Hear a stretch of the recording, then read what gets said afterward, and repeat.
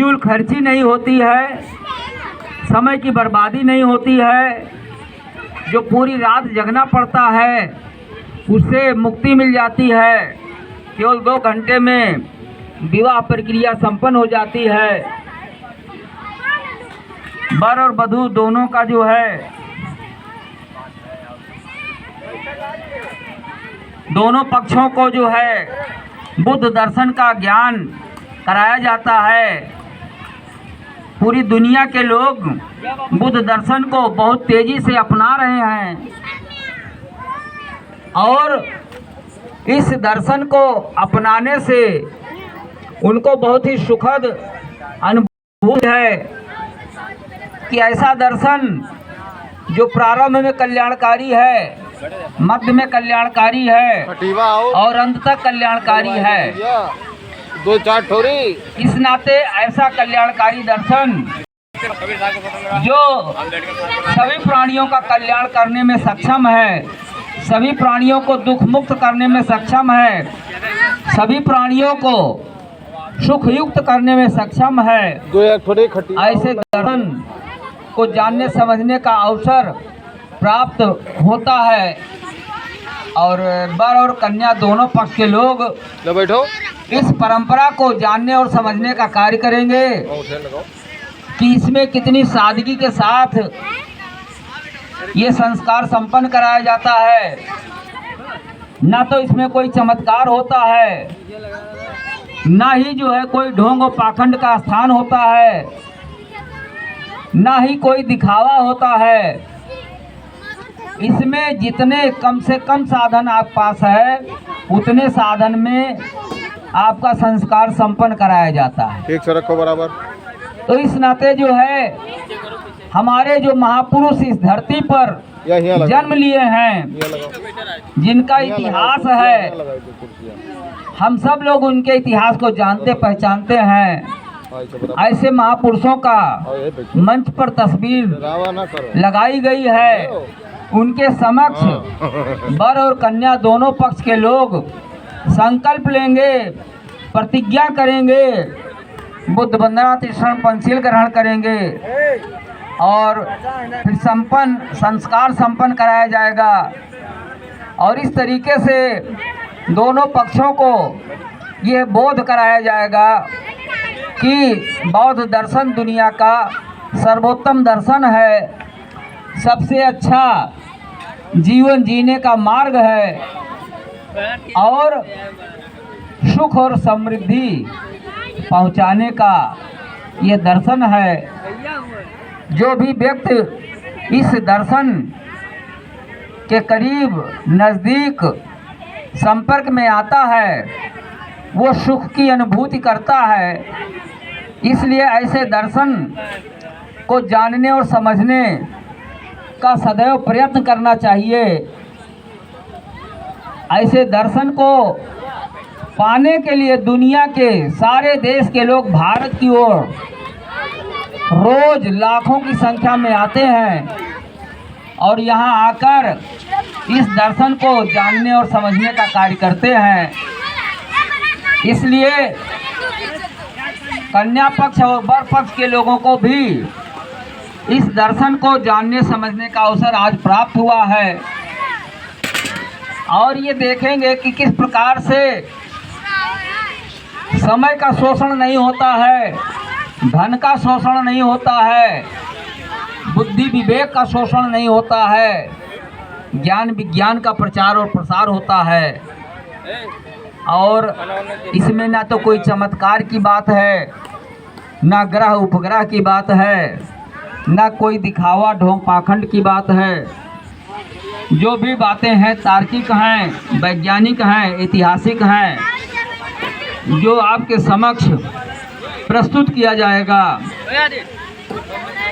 इसमें वर और कन्या पक्ष के लोग विवाह मंडप पर बैठेंगे और धम्मदीप अगरबत्ती प्रज्वलित करने के पश्चात पुष्प अर्पण का कार्य होगा। फिर उसके बाद बुद्ध वंदना तीर्थन पंचशील का कार्यक्रम होगा। फिर उसके बाद माता और पिता वर और के पिता, माता और कन्या के माता पिता ये एक दूसरे के प्रति समर्पण का भाव व्यक्त करेंगे। फिर उसके बाद जल संचरण की प्रक्रिया होगी। जल संचरण की प्रक्रिया के बाद फिर वर और वधू दोनों 5-5 प्रतिज्ञाएं संकल्प के रूप में करते हैं और संकल्प के रूप में करने के बाद फिर उसके बाद जो है वर और वधू एक दूसरे को माला पहनाकर विवाह का जो है जो संकल्प है वो पूरा करते हैं। और फिर इसके पश्चात जो है जो गिफ्ट दान पारमिता का कार्य होता है, दान होता है और फिर अंत में जय मंगल अठगाथा होता है। जय मंगल अठगाथा के बाद वर और वधू दोनों को जो है उनके सुखी संपन्न और उज्जवल जीवन की मंगल कामना की जाती है। इस प्रकार से जो है दोनों पक्षों को इन प्रक्रियाओं से गुजरना पड़ता है और विवाह संपन्न होता है। तो इसलिए इसमें बहुत ही कम समय की आवश्यकता होती है। बहुत आसानी से जाना जा सकता है, समझा जा सकता है, ग्रहण किया जा सकता है। ऐसा दर्शन जो देखने के लायक है, जानने के लायक है, समझने के लायक है और दुख मुक्त करने के लायक है, ऐसे दर्शन को प्रत्येक मानव को जानना और समझना चाहिए। क्योंकि ये जानने समझने का अवसर बड़ी मुश्किल से प्राप्त होता है और ऐसा अवसर जब प्राप्त हो तो किसी को कभी भी वो अवसर छोड़ना नहीं चाहिए। ऐसे अवसर को प्राप्त करके उसे ग्रहण करना चाहिए और अपने संज्ञान में लेना चाहिए, जिससे भविष्य में कभी भी कोई भी कार्यक्रम वो स्वयं किसी आचार्य के बिना किसी उपासक के इन कार्यों को संपन्न करा सकें। इस नाते ऐसे कार्यों को संपन्न कराने के लिए हम सबको इसे जानने समझने का जब भी अवसर मिले तो हमें ऐसे अवसर का लाभ उठाना चाहिए। आज वर और कन्या दोनों पक्ष धन्यवाद और बधाई के पात्र हैं, जिन्होंने ये साहसिक कदम उठाया है, ज्ञान विज्ञान के मार्ग पर चलने का कदम उठाया है। बाबा साहब के द्वारा बनाए गए संविधान को अंगीकृत करने का कार्य किया गया है, आत्मार्पित करने का कार्य किया जा रहा है। ये दोनों पक्षों के सूझ और समझ तथा उनकी सोच का परिचायक है कि दोनों पक्ष वास्तव में बुद्धवादी विचारधारा के हैं, अम्बेडकरवादी विचारधारा के हैं और तभी जो है इस दर्शन को उन्होंने अंगीकार करने का काम किया है। तो इस नाते हम सब का यह राष्ट्रीय उत्तरदायित्व है, संवैधानिक कर्तव्य है, जो संविधान हमें मूल कर्तव्य सिखाता है कि हमें ढोंग और पाखंड से मुक्त रहना चाहिए। हमें वैज्ञानिक व्यवस्था का, तार्किक व्यवस्था का प्रचार प्रसार करना चाहिए। हमें ज्ञान विज्ञान का प्रचार प्रसार करना चाहिए। हमें अज्ञानता को, अशिक्षा को दूर भगाने का प्रयास करना चाहिए। ये भारत के संविधान के मौलिक कर्तव्यों के 51A(H) के अंतर्गत भारत के प्रत्येक नागरिक का ये मौलिक कर्तव्य है कि वह प्रत्येक कार्य को ज्ञान और विज्ञान की दृष्टि से करे, तर्क की दृष्टि से करे, इतिहास की दृष्टि से करे और ढोंग और पाखंड से इस देश और समाज को मुक्त करे। तभी हमारा देश समता मूलक समाज बन सकेगा, सुखी और संपन्न समाज बन सकेगा। और जब समता मूलक समाज होगा, दुख मुक्त समाज होगा, तो ये समाज आगे बढ़ेगा, ये देश आगे बढ़ेगा और हम बुद्ध मार्ग के अनुयायी, हमारा आचरण ये प्रदर्शित करेगा कि वास्तव में हम बुद्ध दर्शन के अनुयायी हैं, बुद्ध ज्ञान के अनुयायी हैं, बुद्ध के विचारों के अनुयायी हैं। जब हम इन सब चीज़ों को स्वीकार करते हैं कि तथागत बुद्ध ने जो दर्शन दिया, अरहत उपाली ने जो विनय दिया, संत कबीर साहब ने जो तर्क दिया, संत रविदास ने जो तर्क दिया और राष्ट्रपिता ज्योतिबा फूले, राष्ट्रमाता सावित्रीबाई फूले, राष्ट्रमाता फातिमा शेख और पेरियार रामास्वामी नायकर, छत्रपति साहू जी महाराज, बोधिसत्व बाबा साहब डॉक्टर अंबेडकर तथा तमाम ऐसे महापुरुष जो श्रमण संस्कृति का प्रचार प्रसार करने में आजीवन अपना सब कुछ समर्पित किए हैं, ऐसे महापुरुषों की विचारधारा को हम साकार करने का कार्य करते हैं, जिससे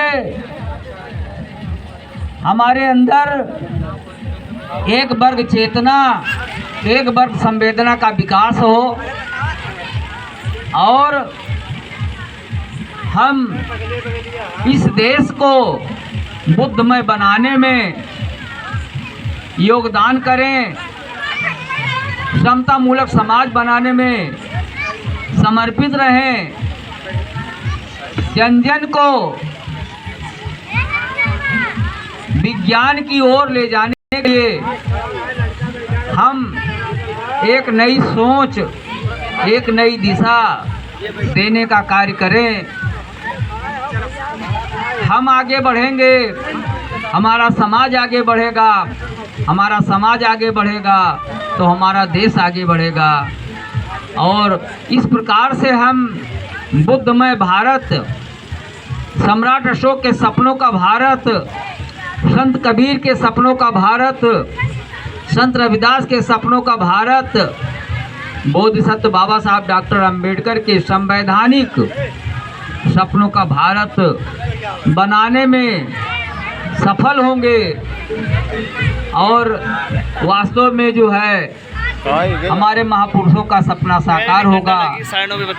आज उस दिशा में कन्या पक्ष ने एक साहसिक कदम उठाने का कार्य किया है, जिसके लिए मैं कन्या पक्ष को और वर पक्ष को, दोनों पक्षों को बहुत बहुत साधुवाद देता हूँ कि आपने ज्ञान विज्ञान की ऊंचाइयों को आगे बढ़ाने के लिए एक तार्किक सोच को साकार करने के लिए जो आपने मीणा उठाया है, कदम उठाया है, ये वास्तव में सराहनीय है, प्रेरणादायक है और इसका सभी लोग स्वागत करते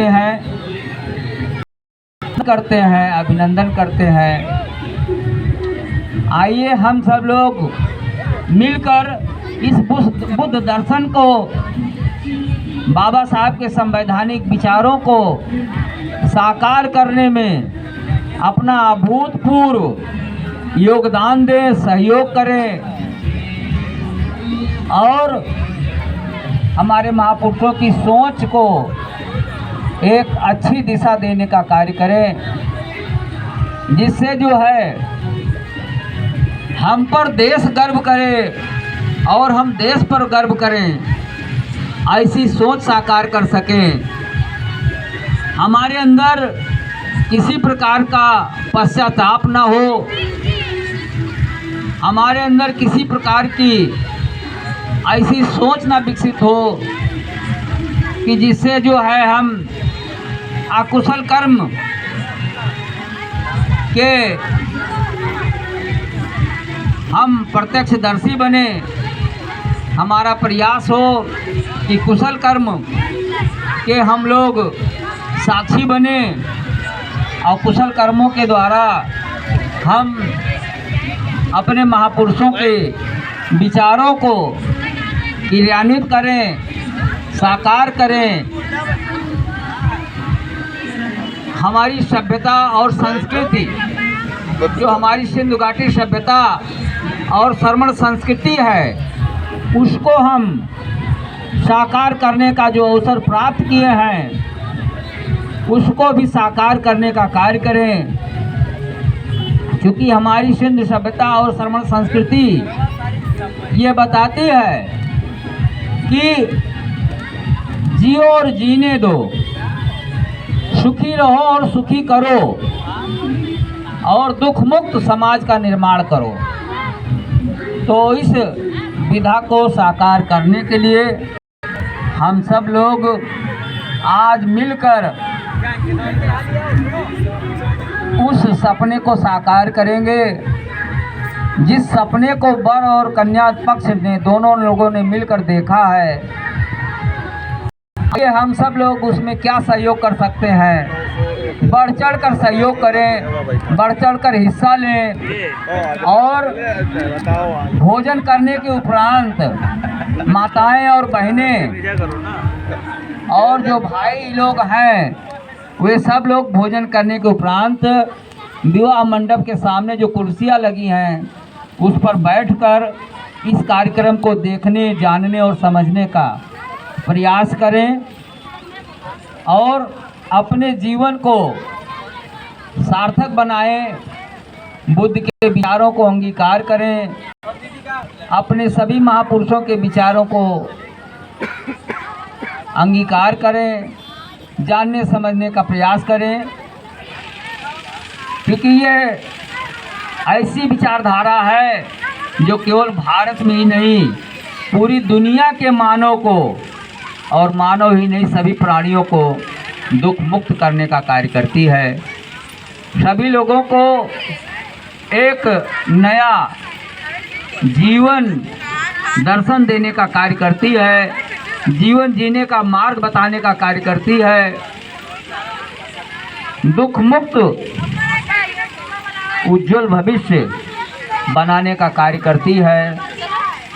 तो हम सब लोग इस विधा को जानें, समझें, ग्रहण करें और समाज में इसका प्रचार और प्रसार करें।